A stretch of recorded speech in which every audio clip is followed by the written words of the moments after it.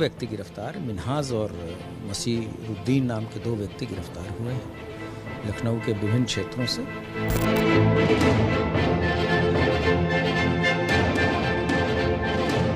जब पकड़ा है तो पुख्ता साक्ष्य है कि ये लोग जो है कहीं ना कहीं अलकायदा से गाइडेड रहे, उनके हैंडलर से गाइडेड रहे।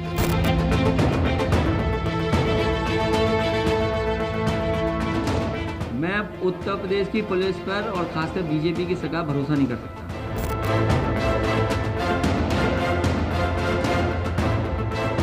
समाजवादी पार्टी से यही उम्मीद कर सकते हैं जो उन्होंने कहा कि हमें उत्तर प्रदेश पुलिस पर भरोसा नहीं है, तो इन्हें आतंकियों पर भरोसा है।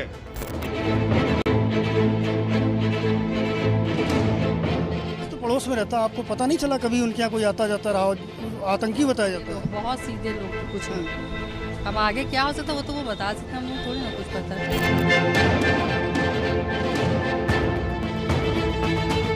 पुलिस कह रही है आतंकवादी, आप क्या कहें? आतंकवादी पुलिस ने कहा तो वही है भाई, और क्या।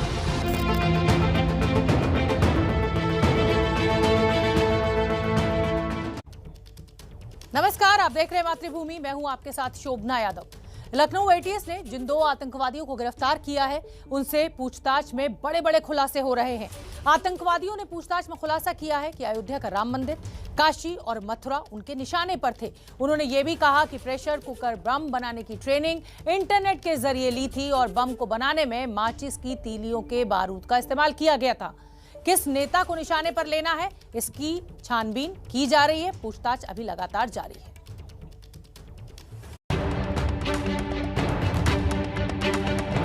दो व्यक्ति गिरफ्तार, मिन्हाज और मसीरुद्दीन नाम के 2 व्यक्ति गिरफ्तार हुए हैं लखनऊ के विभिन्न क्षेत्रों से। जब पकड़ा है तो पुख्ता साक्ष्य है कि ये लोग जो है कहीं ना कहीं अलकायदा से गाइडेड रहे, उनके हैंडलर से गाइडेड रहे।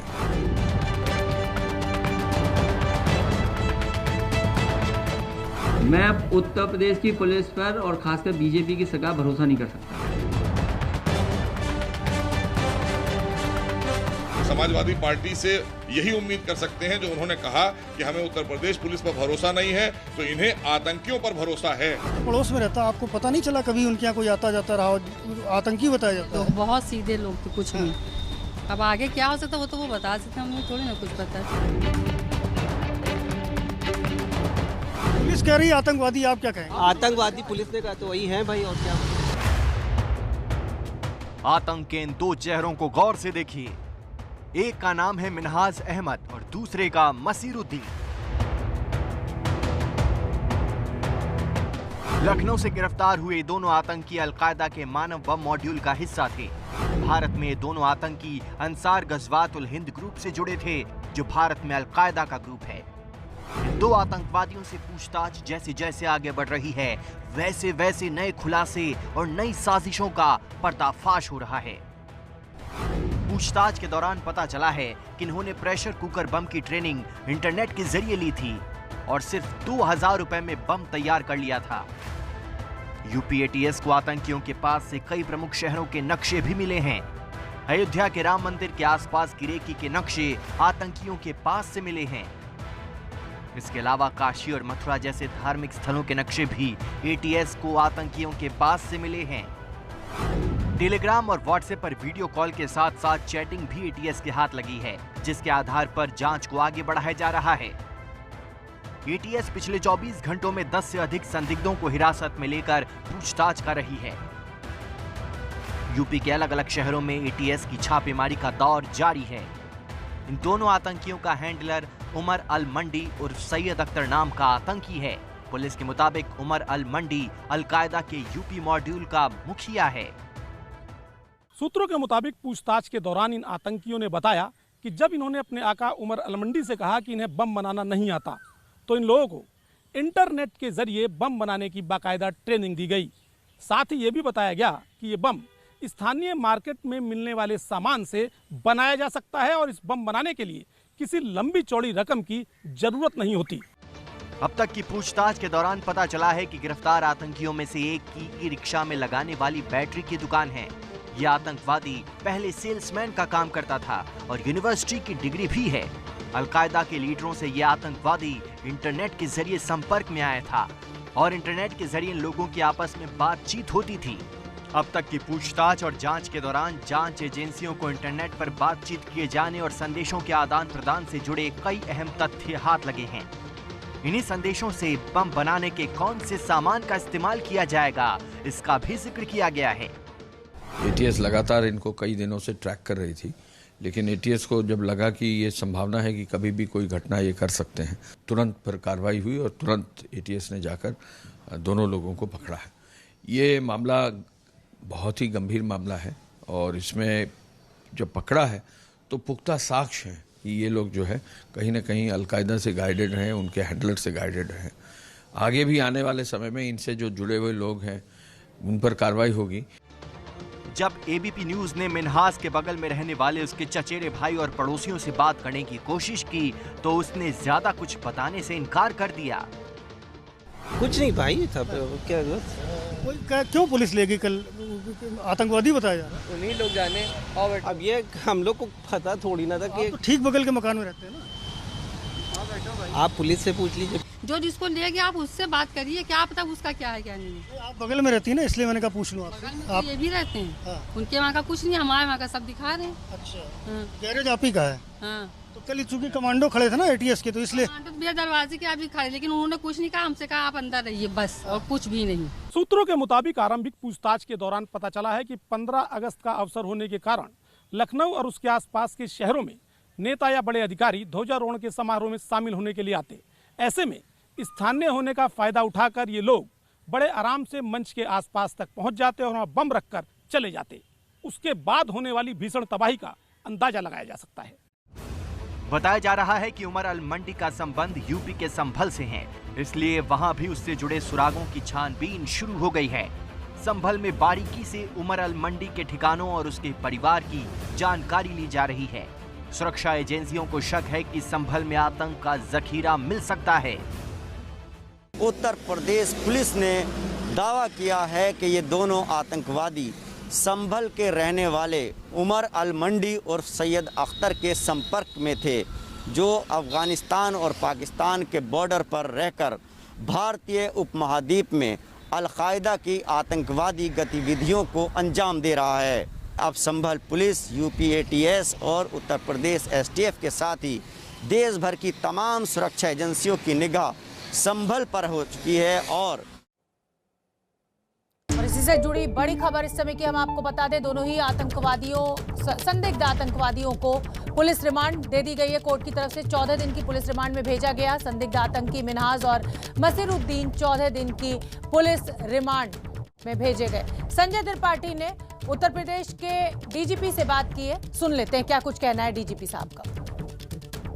यूपी एटीएस ने अलकायदा के 2 आतंकियों को गिरफ्तार करके एक नए मॉड्यूल का खुलासा किया है। इस वक्त बात करने के लिए हमारे साथ यूपी के डीजीपी मुकुल गोयल हैं। हम उनसे समझेंगे कि अब पुलिस किस तरह से जांच को आगे बढ़ाएगी और कड़ियों को कैसे जोड़ेगी। सर, कई सवाल अभी ऐसे हैं जिनके जवाब इन लोगों से मिलने बाकी हैं, तो पुलिस कस्टडी रिमांड के दौरान किन किन सवालों के जवाब आप लेंगे, क्या क्या जानकारियाँ जुटाने की कोशिश होगी? देखिए, ये तो पूरी इसमें पूछताछ होगी। जो लोग पकड़े गए हैं और जो फॉरवर्ड और बैकवर्ड लिंकेजेस हैं, उनको कैसे ये संपर्क में आए आतंकवादियों के, जिन्होंने इनको इंडोक्ट्रिनेट किया है, रेडिकलाइज किया है, कैसे उनके संपर्क में आए और इनके साथी और कौन कौन हैं, और ये तमाम चीज़ें पता करके और फिर आगे बढ़ाई जाएगी बात। बहुत सारी चीज़ें सर लगातार एक के बाद एक सामने आ रही हैं, चाहे धर्मांतरण कराने वाले गिरोह की बात कर लें या पीएफआई के फंडिंग की बात कर लें। इस तरह की तमाम जो इंटरनल सिक्योरिटी को चैलेंज देने वाली चीज़ें हैं, ये भी सामने आ रही हैं। इसको कैसे देखते हैं? कितना बड़ा चैलेंज है, कितनी बड़ी चुनौती है? देखिए, बहुत बड़ी चुनौती है। यूपी एक बहुत बड़ा प्रदेश है और ये एक कुछ जो तत्व हैं इस तरह के, वो हमेशा इस फिराक में रहते हैं कि कोई घटना इस तरह की हो जिससे आतंक फैले। देश में पहले भी घटनाएं ऐसी हुई हैं, यूपी में भी हुई हैं घटनाएं। तो ऐसे लोगों को हमें पहचानना होगा और कार्रवाई समय पे करनी होगी। इसके लिए ही एटीएस बनी है और तमाम जो हमारे ज़िले की पुलिस है उनका भी यही रोल है कि इस तरह के लोगों को पहचाने। अभी सूचना तंत्र हम अपना मजबूत कर रहे हैं और साथ ही साथ जो अन्य एजेंसीज़ हैं जो कि अभी सूचना संकलन करते हैं उनके साथ भी अपना बेहतर तालमेल बना के हमने रखा हुआ है। निश्चित रूप से सर बड़ी कार्रवाई हुई, बड़ी उपलब्धि भी है, 2 अलकायदा के आतंकवादी गिरफ्तार होते हैं, लेकिन आलोचना भी इस बात को लेकर की हो रही है कि कहीं ना कहीं इंटेलिजेंस फेल्योर था। क्यों नहीं पता लग पाया कि 2 आतंकी रह रहे हैं, क्यों नहीं पता लग पाया कि कुकर बम बन रहा है, इस तरह की चीज़ों को लेकर के भी सवाल खड़े हो रहे हैं। देखिए ये सब अभी सूचना एक ऐसी चीज़ है एकदम से तो मिलती नहीं है, इसको डेवलप करना पड़ता है, कई बार समय लगता है। और दूसरी बात यह है कि इसमें आम जनता का सहयोग भी बहुत आवश्यक है। ये लोग जहाँ पे रह रहे थे कहीं से चाहे वहीं के रहने वाले थे या कहीं से बाहर से आके रह रहे थे, जहाँ से भी कोई आके इस तरह क्रिमिनल रहता है उसके बारे में जानकारी जनता से ही मिलती है और मिलनी चाहिए, क्योंकि अल्टीमेटली इफेक्ट भी वही होती। तो मैं जनता से भी गुजारिश करूंगा इसमें कि पुलिस का सहयोग करें इस तरह के मामलों में, और यदि अपने आसपास कोई अननेचुरल चीज़ देखें या कोई इस तरह की अवांछित गतिविधि देखें तो अवश्य पुलिस को सूचित करें। संभल से कनेक्शन निकल के आया सर, वेस्टर्न यूपी से, इसके अलावा कानपुर से भी इनके जुड़े हुए हैं तार, ऐसी बातें सामने आ रही हैं।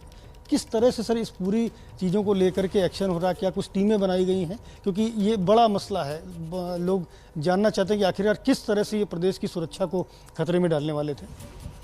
नहीं, ये ATS के लिए बहुत ही महत्वपूर्ण केस है और बहुत अच्छी सफलता है, और अभी इसमें बहुत काम करना बाकी है, और इसके लिए हम लोगों ने अच्छे अधिकारी लगाए हैं, टीम्स बनाई हैं, और इसमें जो भी आगे जानकारी डेवलप होगी उससे और अच्छे परिणाम सामने आएंगे। इससे इतर एक सवाल सर पूछना चाहता हूं कि हाल में जिला पंचायत के चुनाव हुए, ब्लॉक प्रमुख के चुनाव हुए, पुलिस को भी कई जगह पिटते देखा गया, कई जगह अराजकता होते देखी गई, तो इसको लेकर के भी तमाम सवाल खड़े हुए कि कैसे आखिरकार पुलिस पर हमले हो रहे हैं, क्या गुंडागर्दी हो रही है? देखिए, ये जो पंचायत चुनाव है बहुत ही इमोशनल चुनाव है, और ये गांव के लेवल तक चुनाव है। जो भी वहाँ के लोग हैं बहुत ज़्यादा इन्वॉल्व उसमें हो जाते हैं, तो उसमें कभी कुछ जगहों में इस तरह की घटनाएं हुई हैं।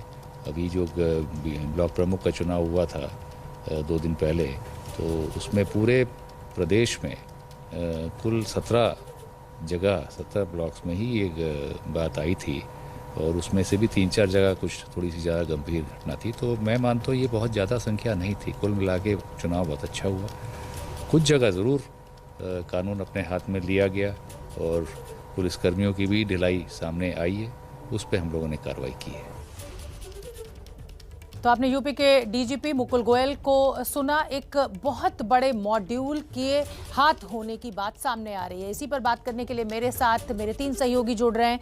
उत्तर प्रदेश से रणबीर हमारे साथ जुड़ रहे हैं, दिल्ली से ओम प्रकाश तिवारी, मध्य प्रदेश से ब्रजेश राजपूत। रणबीर, मैं आपका रुख करना चाहूंगी। 14 दिन की पुलिस रिमांड पर भेज दिया गया है, अभी तक पूछताछ में क्या कुछ निकल कर सामने आ रहा है? देखिए, पूछताछ में क्या निकल के आ रहा है ये अभी ATS बताएगी नहीं, क्योंकि नेशनल सिक्योरिटी का मामला है, बहुत सारी चीज़ें निकलेंगी, और उनसे पूछताछ को व्यापक स्तर पर ले जाने के लिए ही आज कोर्ट में पेश करा गया। तो उनसे कोर्ट से कहा गया कि ATS को रिमांड चाहिए, और 14 दिन की रिमांड मांगी गई। तो यानी जाहिर है कि आमतौर पर जब पुलिस किसी को पकड़ती है तो 4 दिन, 5 दिन, 7 दिन मांगती है, लेकिन आज 14 दिन अधिकतम जो सीमा है वो उस सीमा तक रिमांड मांगी गई है, और रिमांड मिल भी गई 14 दिन की। ऐसे में अब ATS के पास विकल्प है कि 2 हफ्ते तक लगातार इन दोनों संदिग्धों को लेकर के वो जहाँ जहाँ जाना चाहें, इनकी निशानदेही पे जो तफ्तीश करनी चाहें वो सब कुछ कर सकते हैं। तो रिमांड मिल गई है, और अब ATS ने अपनी पड़ताल का जो दायरा है उसको बढ़ा देगी। लगातार पूछताछ चल रही है, 10 से ज़्यादा लोगों को कल से अब तक हिरासत में लिया गया, उनसे भी पूछताछ हो रही है। जो सामान बरामद हुआ है उन सामानों में कुछ लैपटॉप है और मोबाइल है, मोबाइल के चैट्स देखे जा रहे हैं, किससे किससे बात हो रही थी, कौन कौन लोग संपर्क में थे, कौन कौन से लोग मदद करते थे। तो ये सारा कुछ है। और इस बीच में जो धार्मिक शहरों की बात आ रही थी, ऐसे में अयोध्या, काशी, मथुरा और अलग अलग शहरों में सुरक्षा व्यवस्था भी बढ़ाई गई है, और खासतौर पे जो धार्मिक स्थल हैं वहाँ पर जवानों की संख्या और निगरानी बढ़ा दी गई। जी अब बने रहिए रणबीर मेरे साथ। ओम प्रकाश तिवारी का मैं रुख करना चाहूंगी। ओम प्रकाश तिवारी, यूपी एटीएस को एक बड़ी सफलता हाथ लगी है। टेरर फंडिंग की भी जांच की जा रही है, पीएफआई कनेक्शन की भी जांच की जा रही है, लेकिन केंद्रीय एजेंसीज के लिए अब ये एक बड़ी चुनौती है। अगर धार्मिक स्थलों को इस तरीके से टारगेट करने की कोशिश में थे ये आतंकवादी। बिल्कुल शोभना, मैं आपको बता दूं कि आप तो जानती हैं कि हर जो इस तरह का मॉड्यूल होता है उसके अंदर 2 लोग, 4 लोग, 5 लोग, 7 लोग और 10 लोग तक जुड़े हो सकते हैं। तो सबसे पहले सुरक्षा और खुफिया एजेंसियों के लिए उन लोगों को पकड़ना है, क्योंकि इन 2 लोगों के अलावा जो लोग भागे हुए हैं, अगर वो पुलिस के हाथ नहीं आए तो कोई गंभीर वारदात या किसी बड़ी घटना को अंजाम दे सकते हैं। दूसरी अहम बात यह है कि इनके लिंक, जो इनके स्लीपर सेल हैं, जो इनको अंदर से सपोर्ट कर रहे थे, जैसे धार्मिक स्थल थे या दूसरी जगह हैं, वहाँ पर और कौन इनके सिंपैथाइजर हैं, उनको आइडेंटिफाइड करना और उनको पकड़ना।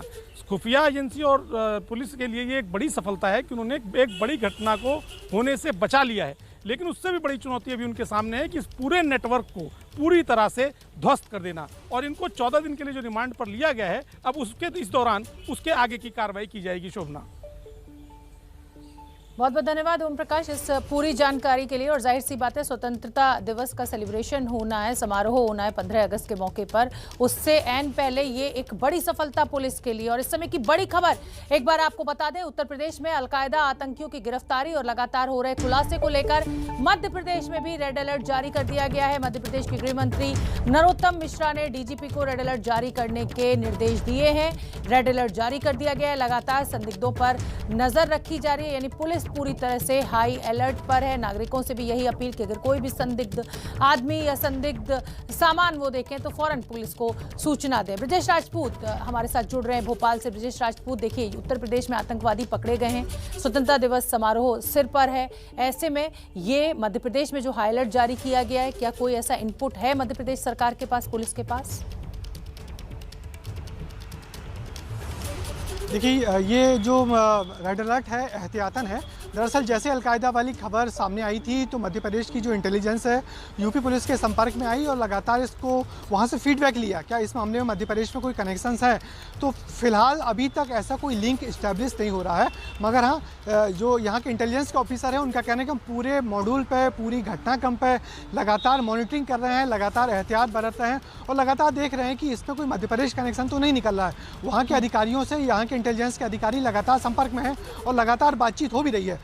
और एहतियात के तौर पर, चूँकि सीमावर्ती जिला है, यूपी राज्य है, तो इसके चलते पूरे जो मध्य प्रदेश और उत्तर प्रदेश की सीमा है वहाँ नाकेबंदी कर दी गई है, चौकसी बढ़ा दी गई है, आने जाने वाले लोगों को चेक किया जा रहा है। पूरे मध्य प्रदेश में रेड अलर्ट जारी आज सुबह से ही कर दिया गया है। और अभी तक मेरी जो इंटेलिजेंस ऑफिसर से बात हुई है उनका कहना है कि कोई सीधा लिंक नहीं मिला है, मगर हाँ, हम लगातार फीडबैक ले रहे हैं, घटना की मॉनिटरिंग कर रहे हैं। बिल्कुल ठीक है ब्रजेश राजपूत, आप नजर बना के रखिए। बहुत बहुत धन्यवाद फिलहाल इस जानकारी के लिए। तो यहाँ रुकेंगे एक बहुत छोटे से ब्रेक के लिए। आप देखते रहिए मातृभूमि, इस बड़ी खबर पर हमारी नजर बनी हुई है। बीएसपी प्रमुख मायावती ने अलकायदा के आतंकी पकड़े जाने पर संदेह जताया है, सवाल भी खड़े किए हैं। मायावती ने ट्वीट करते हुए लिखा है कि यूपी विधानसभा आम चुनाव के करीब आने पर ही इस प्रकार की कार्रवाई लोगों के मन में संदेह पैदा करती है।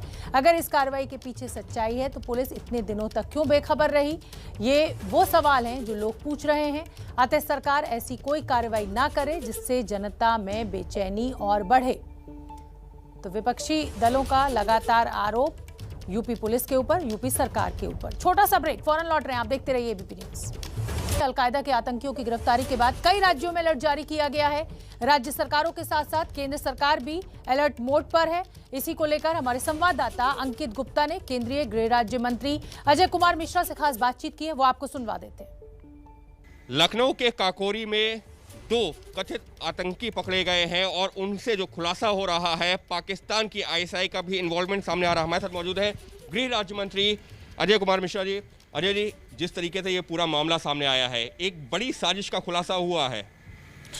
देखिए, अलकायदा हमेशा से इस देश में इस तरह की गतिविधियां करता रहता है जिससे हमारे देश के में नुकसान हो, और वो आतंकवादियों का संरक्षण देने का काम करता ही है। अभी जो ये घटना हुई है, यूपी पुलिस की एटीएस विंग ने 2 संदिग्ध आतंकवादियों को गिरफ्तार किया है, कुछ विस्फोटक भी बरामद किए और वहाँ की जो एजेंसी हैं वो उसके ऊपर काम कर रही हैं।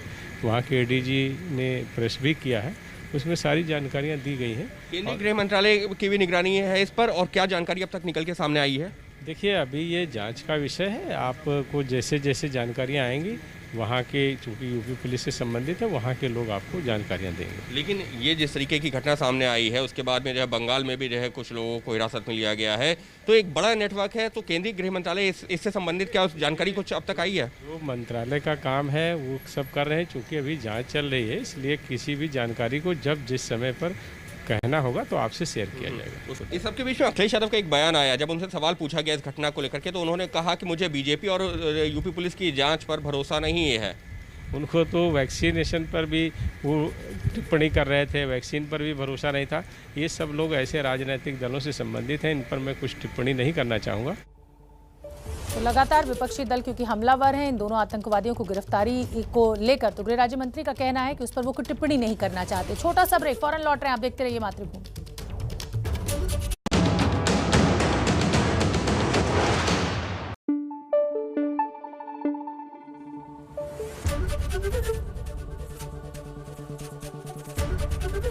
एबीपी न्यूज आपको रखे आगे।